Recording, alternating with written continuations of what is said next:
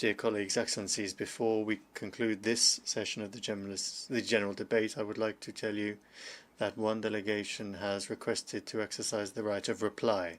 I would like to remind members that statements made in exercise of the right of reply are limited to 10 minutes for the first intervention and 5 minutes for the second intervention, and that delegations must take the floor from their seats. I now give the floor to the representative of India.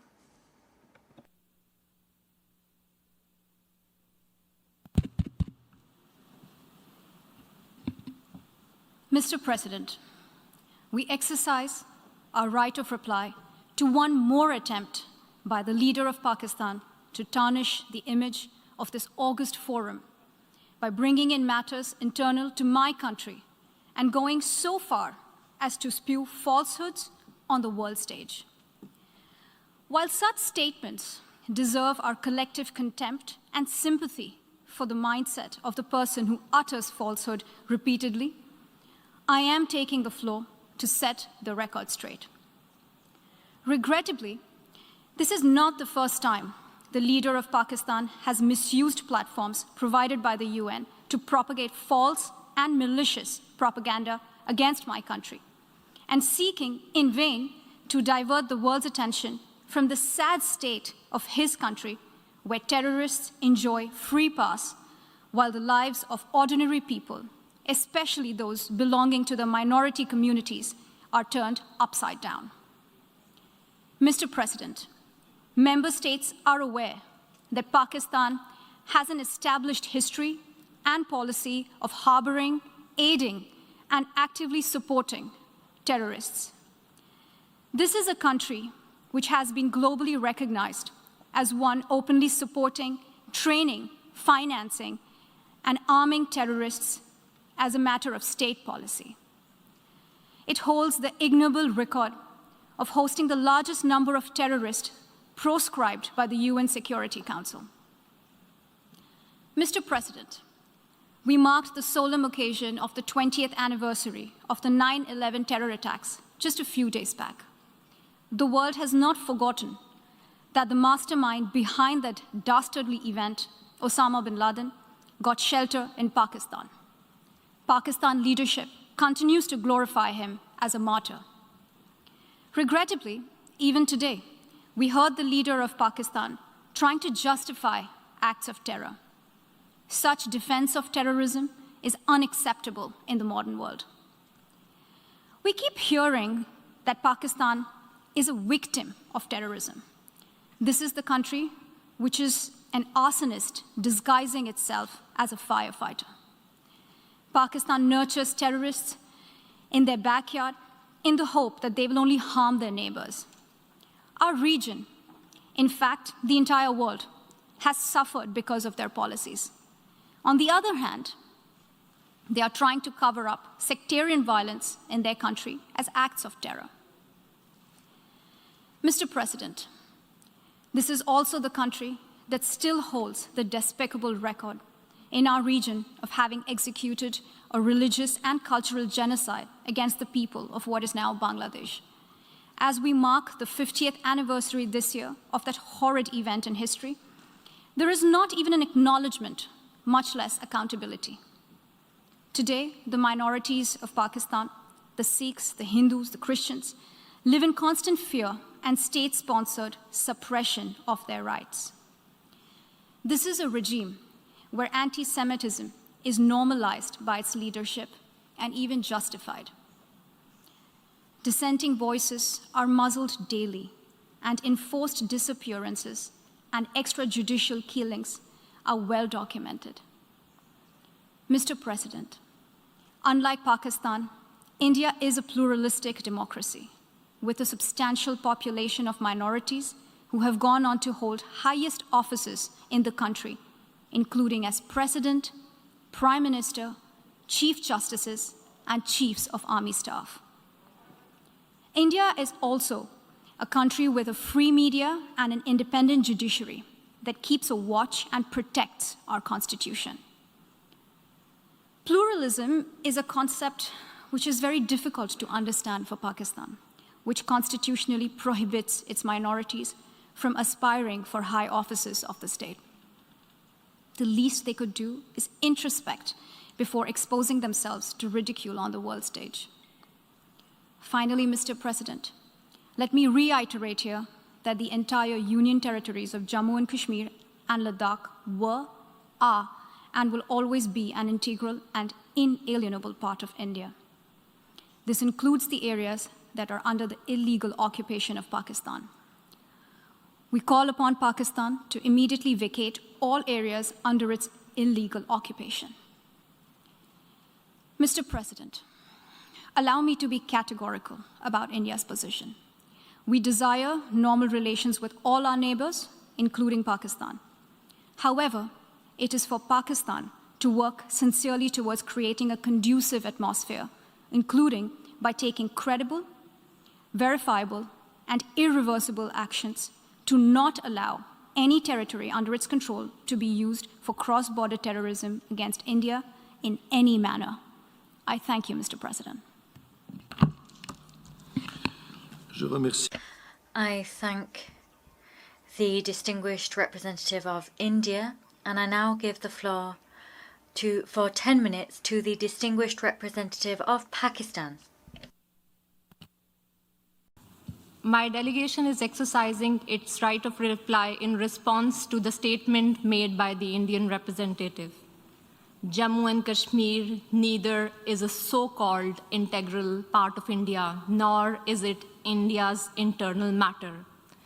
India remains in occupation of an internationally recognized disputed territory whose final disposition needs to be decided in accordance with the democratic principle of a free and impartial plebiscite under the United Nations auspices as provided for under numerous resolutions of the Security Council.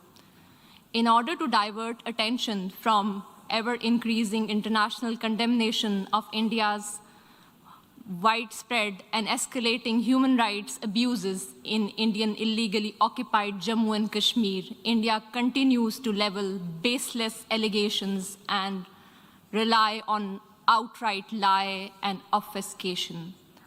India's compulsive obsession with Pakistan is neither new nor surprising.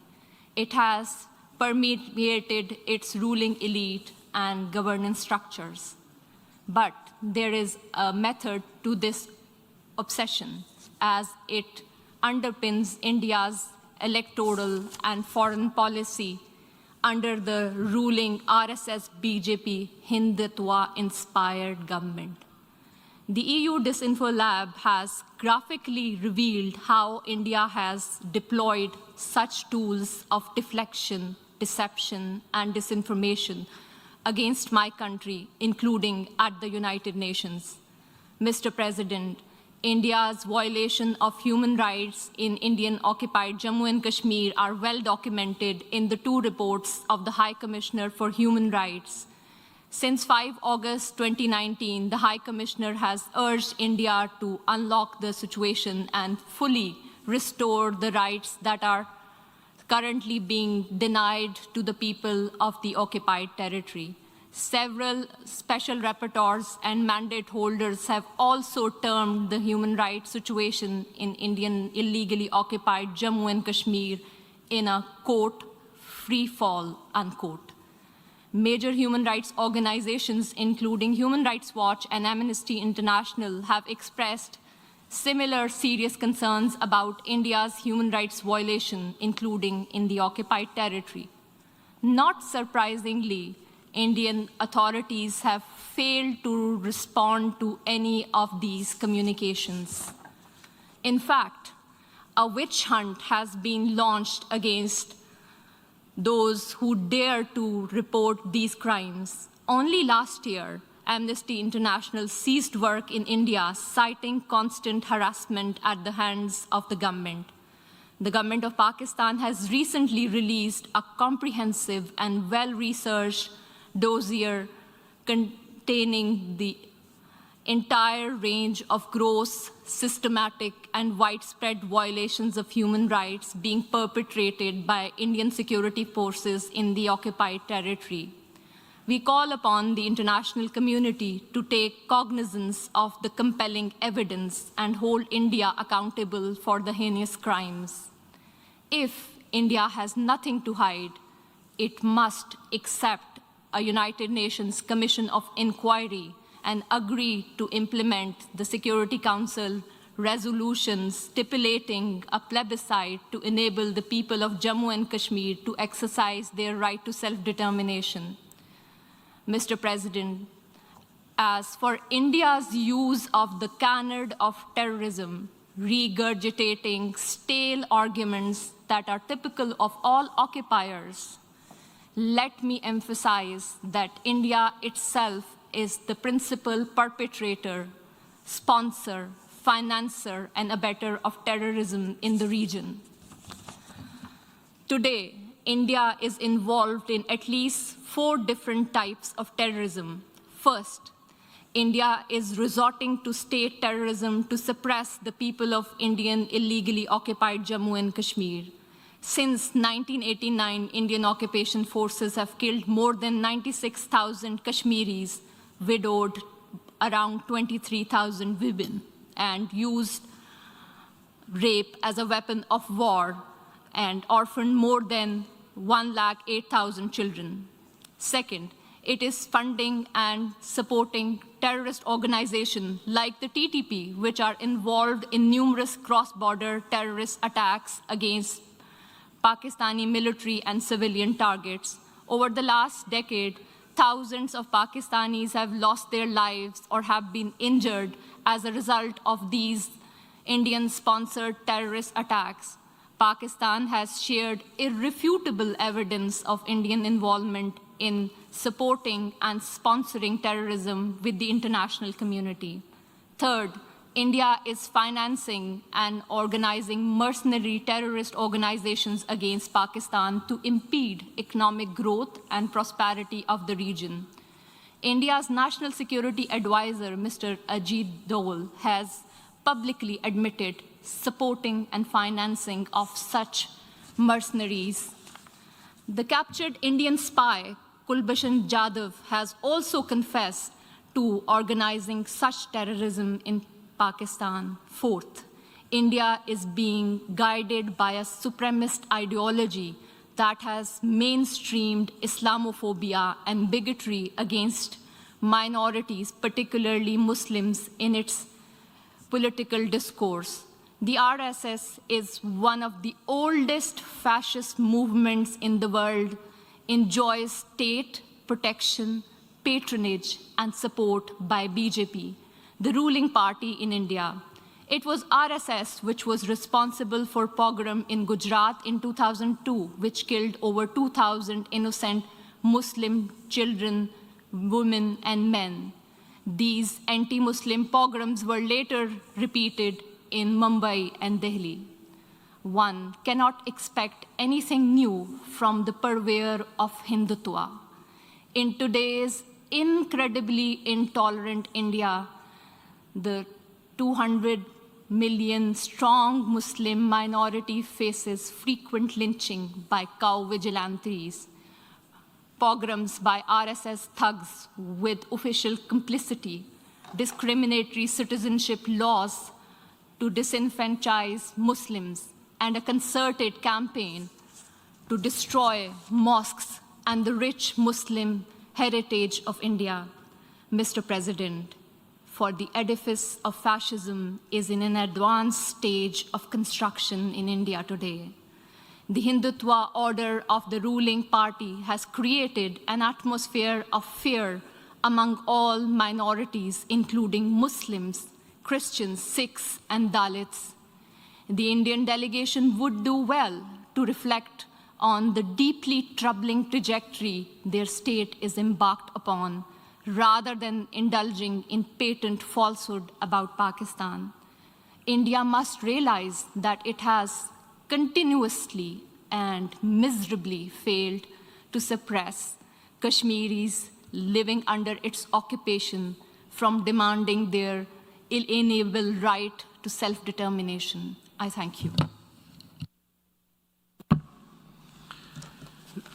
Je remercie l'honorable. I thank the distinguished representative of Pakistan.